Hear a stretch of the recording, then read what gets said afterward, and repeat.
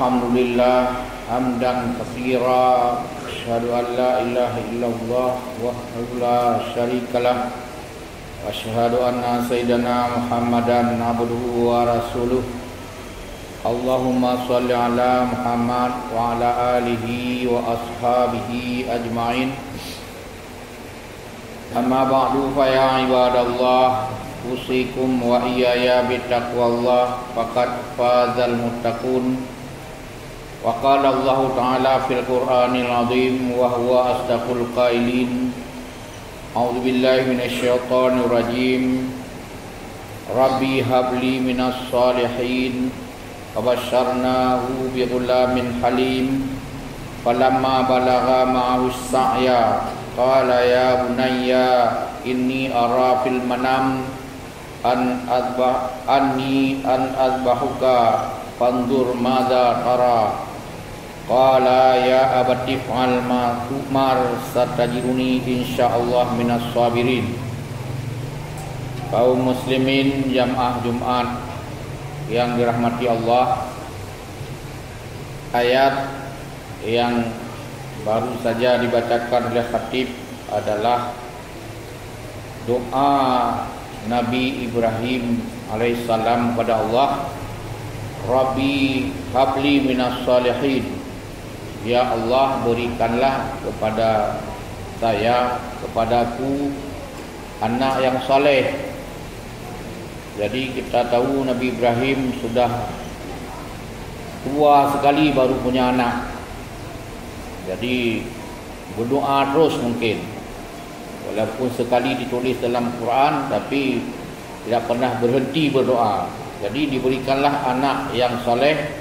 Fabasyarnahu bi ghulamin halim. Satu ketika nanti diberitahu bahwa dia akan mendapatkan anak yang bagus. Bi ghulamin halim, anak yang ideal sekali lah bagi seorang orang tua. Falamma balagha ma'ahu, pada saat anak itu sudah sampai ma'ahu sa'ya, sudah bisa bekerja membantu orang tua, ukurannya mungkin 10 tahun sekitar itulah. Anaknya itu anak Ibrahim, yaitu Ismail. Qala ya bunayya. Jadi Ibrahim berkata kepada anaknya, wahai anakku, ini ara fil manam. Dia lagi sayang-sayang kepada anak. Anak memang satu-satunya si mata wayang. Dia mimpi. Ada cerita mimpinya berkali-kali. Apa mimpi biasa atau mimpi luar biasa, hingga dia bercerita kepada anak, ini ara fil manam, saya lihat dalam tidur saya, anni, bahwasanya saya azbahuka, menyembelih kamu. Fandur madza tara, sekarang terserah kamulah nak. Fandur, pertimbangkanlah, berfikirlah kamu, perhatikanlah olehmu. Madza tara, apa yang kamu bisa melihat kalau mimpi ayah menyembelih kamu. Langsung anak Nabi Ismail tidak lama-lama berfikir, qala ya abati. Dia berkata, wahai ayahku, if'al ma tu'mar, laksanakan apa yang diperintahkan. Satajiduni insyaallah minas sabirin, bahwa ayahku akan mendapatku. Satajiduni, engkau akan mendapatkan aku, minas sabirin, orang yang sabar. Jadi akhirnya cerita panjang, ayat berikutnya menjelaskan lagi, yaitu surat As-Saffat, surat Saffat 100 sampai 102. Dan masih banyak cerita tentang ini dalam ayat tersebut, yang menceritakan bahwa jadilah Ismail disembelih. Dan ayat berikutnya, setelah disembelih, yang tersembelih adalah kibas, diganti oleh Allah. Allah menyatakan sudah diuji keimanan daripada mereka berdua, khususnya ayah dari Ismail yaitu Ibrahim. Kaum muslimin yang berbahagia, setelah itulah disunnahkan menjadi bahagian dari ajaran Islam nantinya, penyembelihan kurban.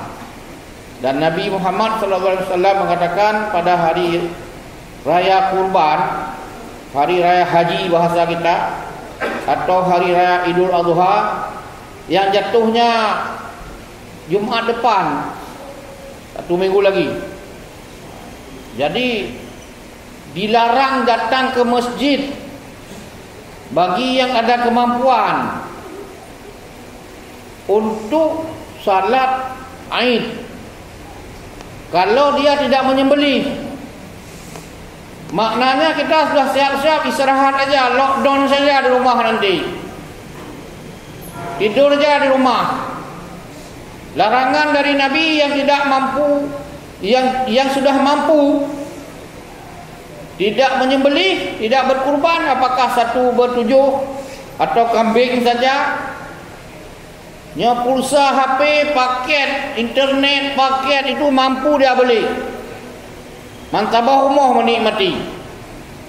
Untuk kurban ada saja nunggu orang kasih tentengan pada hari raya itu. Kaum muslimin yang berbahagia, kurban masa Nabi Ibrahim, Nabi Muhammad, juga kita sekarang adalah ujian keimanan. Bayangkan kalau kita disuruh sembelih anak, kalaupun ada anak 7, tidak mau juga disembelih, apalagi hanya satu-satunya.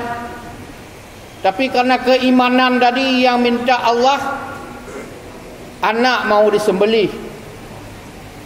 Apalagi yang lain, kalau kita iman yang bagus, tadi disebut baru pemula, kalau jumlah wang baru mulai sampai hari ini, pembangunan masjid ini baru ada wang disebut 33 juta lebih kurang.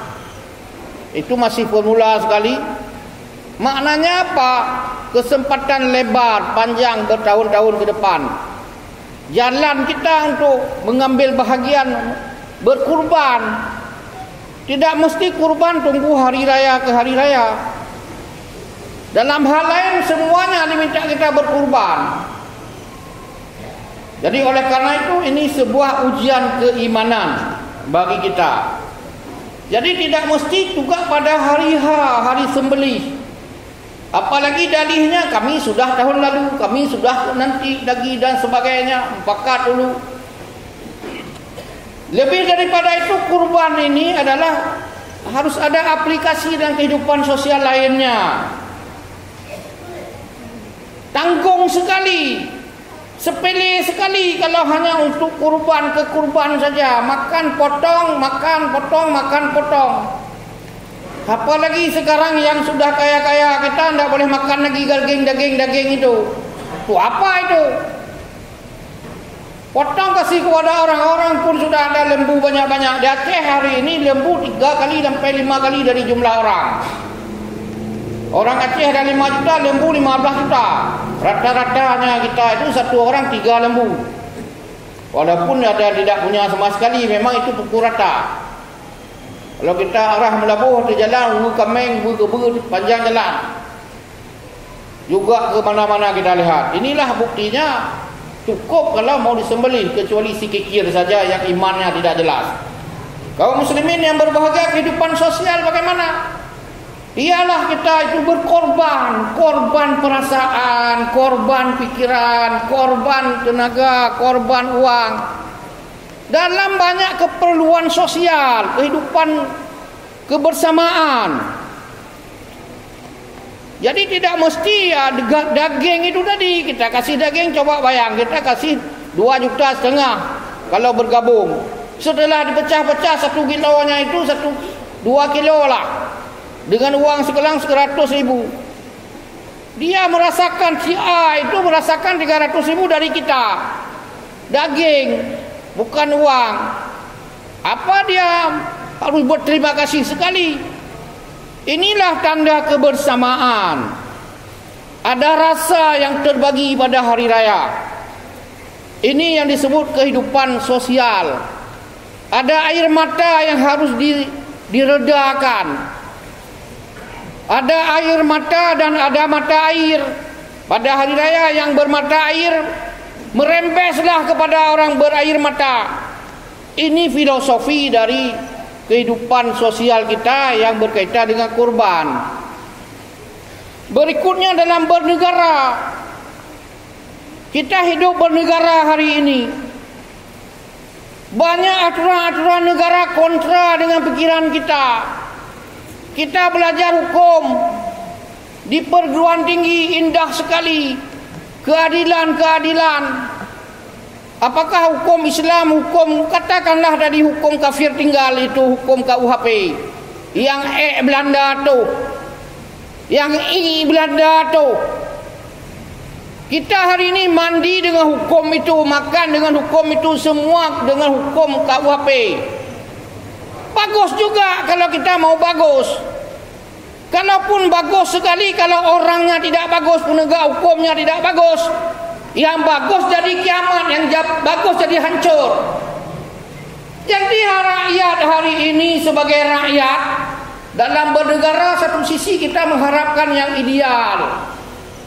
Kalau orang hari ini di dunia sudah turun minyak, kita tidak turun. Kalau musim lockdown ini kita dapat uang di negeri orang itu, dapat sumbangan macam-macam bantuan. Kita hanya di kertas, dicerita di TV, di mulut-mulut pemimpin saja. Malah dinaikkan listrik, dinaik barang, dinaik ini, naik itu semuanya.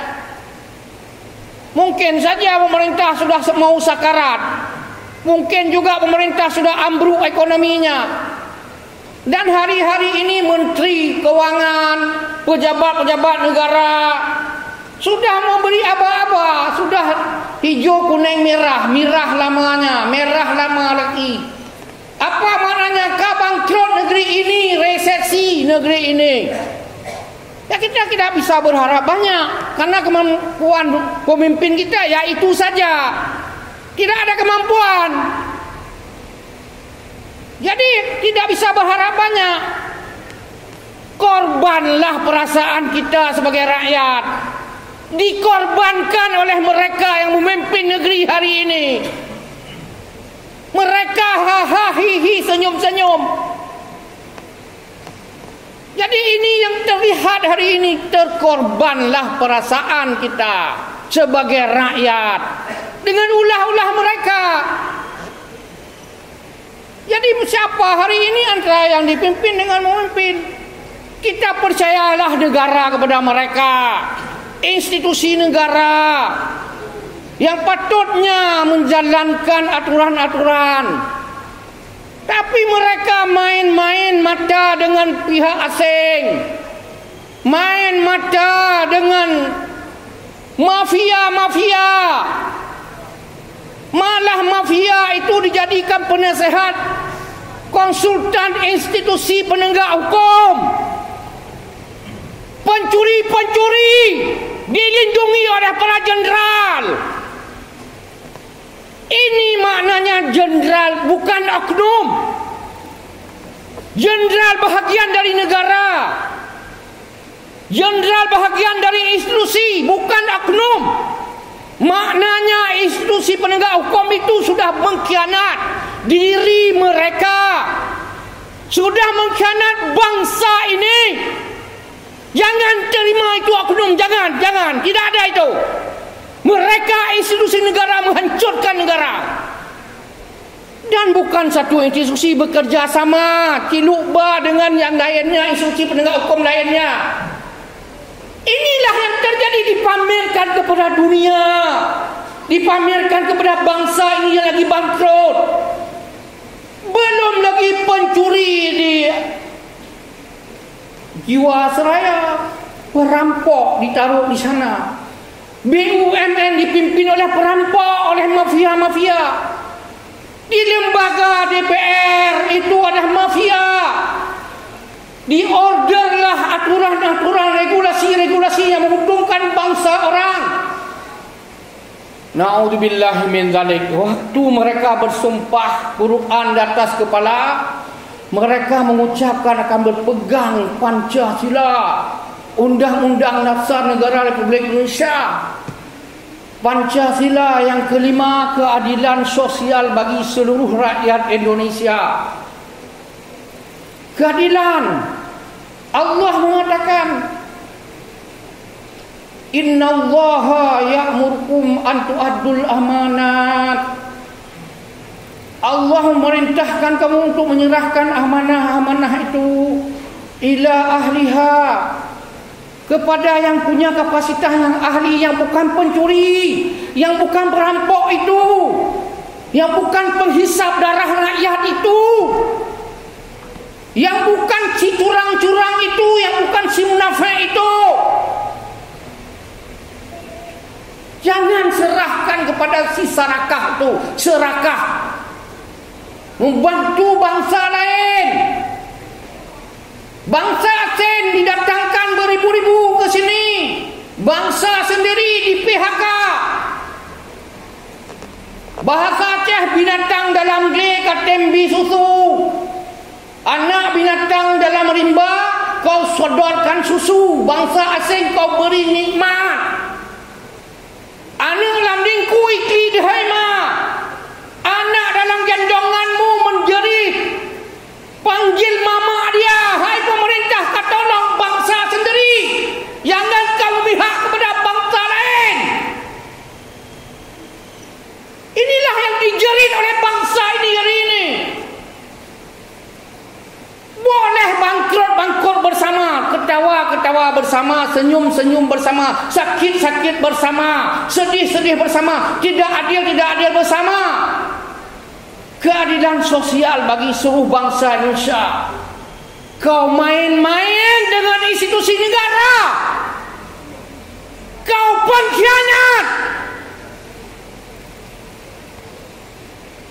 Kaum muslimin yang berbahagia, bangsa ini masih sabar sekali.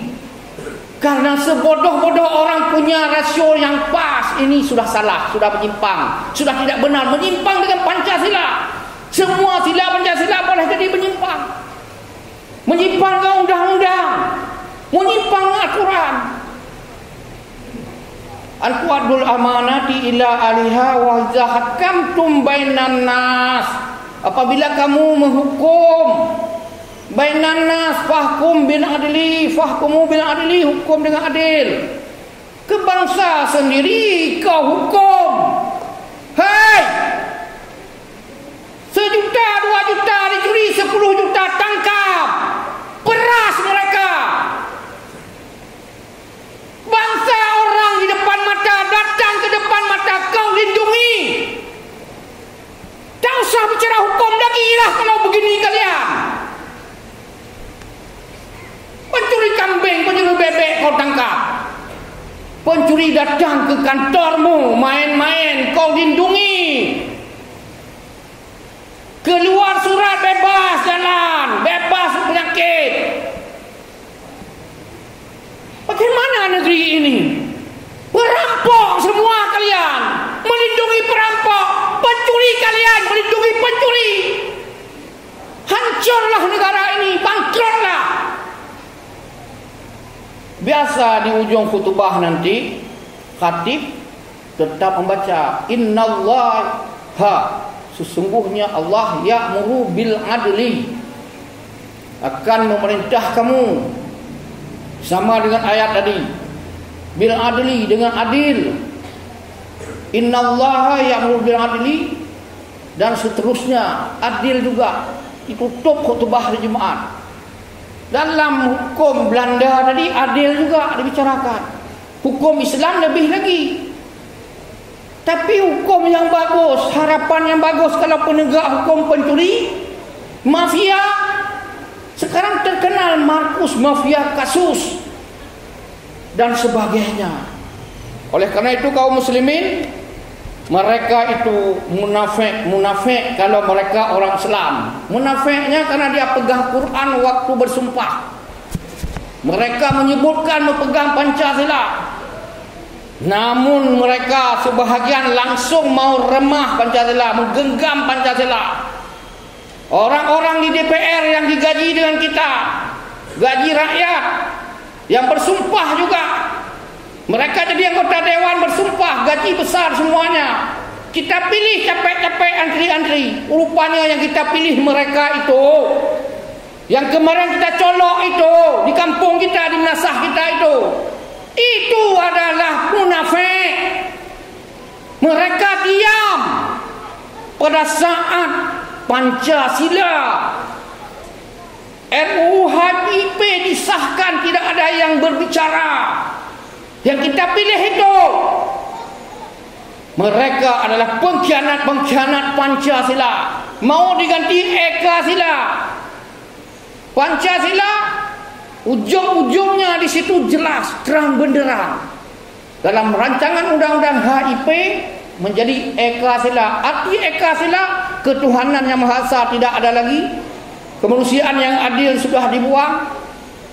Kemudian persatuan Indonesia, kerakyatan dipimpin oleh Kemat dan seterusnya, keadilan sosial hilang semua. Lebih enak lagi mereka mencuri. Itu adalah ladang lahan pencuri main. Agama tak usah bicara lagi di negeri ini. Hanya gotong royong. Anti Eka Sila tidak ada lain. Buka-buka tanya sama ahlinya, sama profesor, tidak ada lain. Hanya Eka Sila itu artinya gotong royong. Itulah mereka itu disebut pengkhianat bangsa. Para munafikun, kalau dia anak lahir dari rahim orang Islam, yang lahir di azan, yang lahir dibacakan doa, mati mereka baca doa, itu munafikun. Yang tidak beragama Islam itu kafir. Allah SWT mengatakan kepada Nabi Muhammad, ya ayuhan Nabi, wahai para Nabi, wahai Nabi Muhammad ini, ya ayuhan Nabi, jahidil kufar, lawan orang kafir, perangi orang kafir yang berkhianat seperti ini. Kalau kafir duduk saja tidak apa-apa, kalau dia tidak menghancur negara tidak apa-apa. Kalau mereka menikmati saja tidak apa-apa, dengan jabatan, dengan kehebatan dia silahkan. Tapi ini sudah menghancurkan Pancasila, menghancurkan rumah bersama Islam, menghancurkan NKRI. Malah mereka tuduh kita itu Islam ini radikal, Islam ini adalah intoleran. Bagaimana toleran dengan PKI? Bagaimana toleran dengan musuh negara? Bagaimana bisa toleran yang menghancurkan hukum, tatanan hukum di negeri ini? Bagaimana boleh toleran dengan pemihak-pemihak pada bangsa asing? Mereka tuduh kita intoleran. Inilah maksud mereka, supaya kita tutup mulut. Sebenarnya dalam ajaran Islam yang sudah menjadi pepatah orang Melayu, raja yang adil, raja yang bagus, raja disembah. Raja yang zalim, raja yang disanggah. Hadis Nabi mengatakan, jihad yang terbesar adalah qaulul haq. Hadis Nabi mengatakan, jihad yang paling hebat bukan berperang, bukan membunuh musuh. Jihad yang terhebatlah qaulul haq, mengatakan yang benar kepada rais hukum, kepada pemimpinmu yang zalim. Oleh kerana itu kaum muslimin, Nabi Muhammad SAW diperintahkan oleh Allah, jahidul kufar wal munafiqin. Dan kaum munafik tadi yang memanfaatkan jabatan-jabatannya untuk menghabiskan rakyat, mandi dengan air mata rakyat, mandi dengan keringat rakyat, mandi dengan darah rakyat. Tega-teganya mereka berbuat seperti itu. Itulah yang disuruh lawan, suruh perang oleh Allah SWT lewat Nabi Muhammad. Maknanya kita ini semuanya waghlub alaihim, harus kita menang, harus kalahkan mereka. Jangan biarkan mereka terus menerus, harus di stop. Pengkhianatan kepada negeri harus dilawan, harus di stop hari ini. Kalau tidak, kita menyerah saja kepada keadaan, tunggu saja menjadi budak kenyataan. Tunggu detik-detik pisau palu arit berada di lehermu. Mau tunggu, silahkan tunggu. Menyerah saja kita. Kaum muslimin yang berbahagia, inilah khutbah yang kita sampaikan. Mudah-mudahan ada kaitan pengorbanan yang dilakukan Nabi Ismail, Nabi Ibrahim terhadap Nabi Ismail alaihissalam. Kita ambil hikmah yang banyak. Dan kita ambil juga pengorbanan umat Islam dari zaman berzaman sebelum kemerdekaan dan setelah kemerdekaan sampai hari ini. Umat Islam tidak boleh menyerah kepada kaum-kaum yang zalim yang menghancurkan NKRI. NKRI, negara Indonesia, adalah rumah besar kita. Kalau dirusak rumah, semut pun akan bangkit, semut pun akan menggigit. Apalagi umat Islam yang sudah tahu kita 80%. Mereka jual, kita beli. Mereka tawar, kita borong. Kalau mengkhianat Pancasila dan Undang-Undang Dasar 45 dan NKRI, tak usah dijual pun, kita harus siap borong. Terima kasih atas semuanya. Mudah-mudahan ada manfaat. Lebih kurang mohon diperbanyak maaf. InsyaAllah berjumpa pada lain kesempatan. Barakallahu li wa lakum wa lisairil muslimin wal muslimat wal mu'minin wal mu'minat innahu huwat tawwabur rahim.